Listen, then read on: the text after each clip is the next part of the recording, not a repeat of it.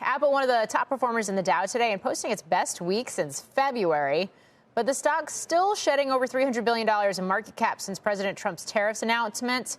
Our next guest just raised his odds for an Apple-specific exemption to the China tariffs. Joining us now is Angelo Zino, senior equity analyst at CFRA Research. Angelo, it's great to have you on. Why are you raising your odds that we could see a carve-out for Apple? Yeah, so thanks for having me, Morgan. Obviously the reason at hand is, clearly the China tariffs are unsustainably high for any company, to do business there. But really, the biggest reason for us, and something that probably doesn't get enough attention out there, is the fact that, after Wednesday, the competitive landscape really changed for Apple in a big way, kind of in the U.S. And the big reason for that is when you think about the reciprocal tariffs that were reduced down to 10% outside of everywhere, outside of China, and then increasing that of China now up to 145%. What essentially that does is it empowers Apple's biggest competitor in Samsung, right? If you think about where Samsung does most of their manufacturing, it's in regions like Vietnam, India, South Korea, where you're talking about a 10% tariff now at hand versus that of Apple at 145%. So, we all want to see a China-U.S. deal done at some point, hopefully this weekend.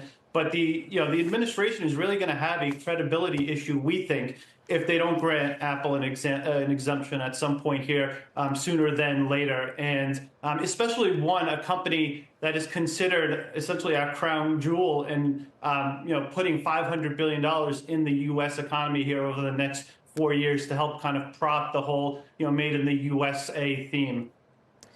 But Apple is also expanding its manufacturing footprint in Vietnam. And just earlier this week, there were reports that it was, via air freight, shipping millions of iPhones ahead of these tariffs going into place to the U.S. So couldn't it just shift more of its supply chain there if you do start to see these negotiations towards a bilateral trade agreement with Vietnam?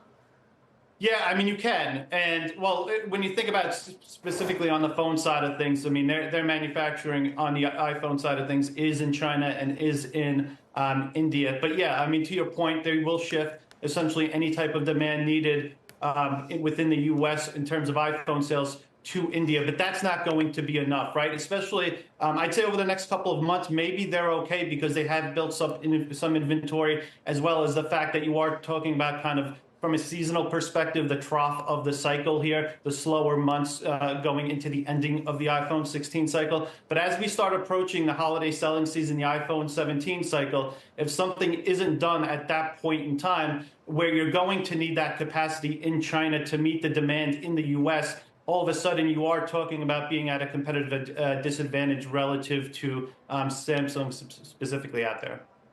Do you buy Apple here? And if so, do you buy it regardless of what ends up happening with China?